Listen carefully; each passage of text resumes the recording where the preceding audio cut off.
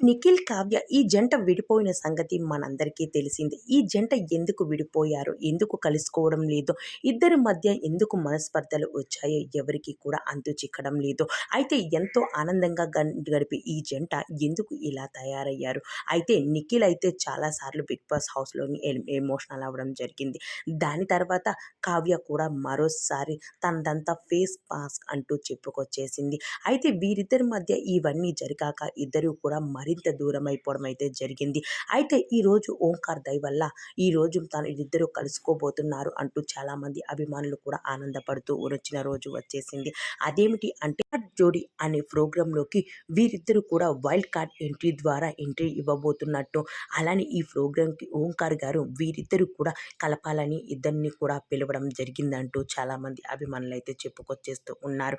అయితే ఈ జంట అయితే ఇప్పుడు ఇద్దరు కూడా వైల్డ్ కార్డ్ ఎంట్రీ ద్వారా మరోసారి అడుగు పెట్టేస్తూ ఉన్నారు. దీని తర్వాత మరో కారణం ఏంటి అంటే నిఖిల్, కావ్యను ఒకటి చేయడానికి అమర్దీప్ అలానే తేజస్విని చాలా విశ్వ ప్రయత్నాలు చేస్తున్నారనే చెప్పాలి.